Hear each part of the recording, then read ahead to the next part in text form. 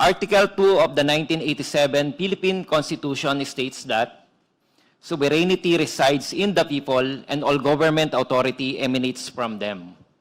Bilang kinatawan ng mamamayang Pilipino at bilang House Deputy Minority Leader, humaharap tayo ngayon para sa konstitusyonal na proseso sa pananagutan ng mataas na opisyal ng bansa, na ngayon ay may alegasyon ng graft and corruption, culpable violation of the Constitution, at betrayal of public trust. Bago po ang lahat, nais kong bigyan diin na sa magiging impeachment proceedings na ito ay maging pundasyon nawa ang tama at patas na proseso. Ito rin ang pangunahin kong intensyon kung kaya't aking inendorso ang complaint na ito, ang madala sa nararapat na forum at dumaan sa wastong proseso. Tayo ay sumusunod at susunod sa bawat tamang prosesong idineklara ng batas. Unang-una, tiwala ako na ang impeachment complaint na aking inendorso ay sufficient in form.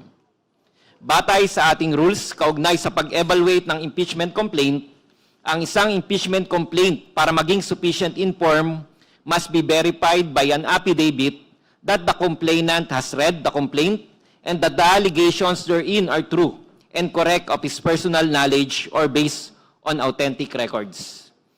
This can also be checked sa page 13 ng nasabing complaint or sa verification page.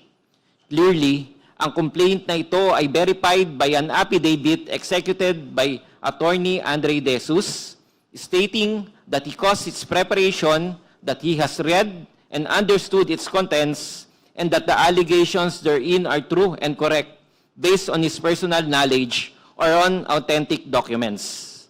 In the same affidavit attached to the complaint, Attorney De Jesus further swears that all factual allegations are supported by evidence and that this complaint is not filed to harass, delay, or otherwise increase the cost of litigation. Accordingly, para mag-comply sa formal requirements, ini-endorso ko ang impeachment complaint through a resolution of endorsement, duly signed and sworn to before the Honorable House Secretary General. Therefore, Madam Chair, in view of the foregoing, it is respectfully submitted that the impeachment complaint is sufficient in form and that it be allowed to proceed to the next stage of the proceedings. Thank you, Madam Chair. Thank you, Representative Nisay.